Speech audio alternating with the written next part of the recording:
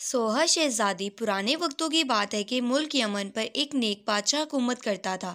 वो अपनी रआया के साथ बहुत नेक सलूक करता था। उसकी 4 बेटियां थीं, जिनमें से एक शहजादी बहुत हसीन थी, जिसकी खूबसूरती पर बाकी शहजादियां नफरत करती थीं। इस शहजादी का नाम शहजादी सोहा था। एक दफ़ा उनका बाप किसी काम की गर्ज से बैरून मुल्क गया। उसने अपनी सारी बेटियों से उनकी ख्वाहिशात पूछी। इन 3 बहनों ने कीमती जेवरात लाने को कहा।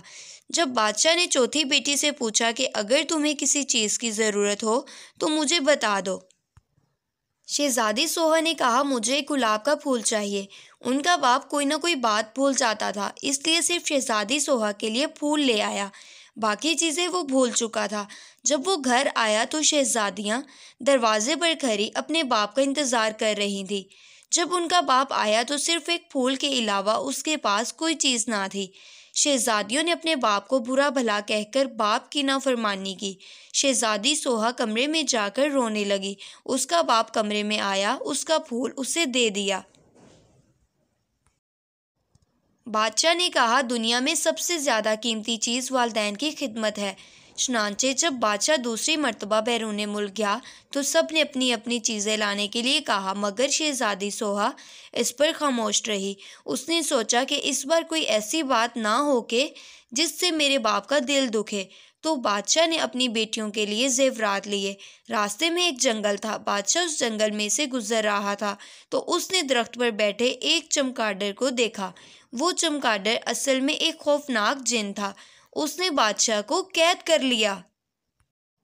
एक शहजादा ये सारा मंजर देख रहा था।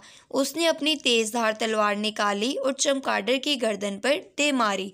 चमगादड़ इसी वक्त मर गया। शहजादा बादशाह को महल ले गया और उनकी बेटियों को सारा किस्सा सुना दिया। शहजादियाँ अपने बाप के पास आईं और अपने बाप से नाफरमानी पर माफ़ी मांगी। बादशाह ने उस वक्त अपनी सारी बेटियों में से सोहा पर फ़ख्र महसूस किया और अपनी सारी बेटियों को गले लगा लिया। सब हंसी खुशी रहने लगे।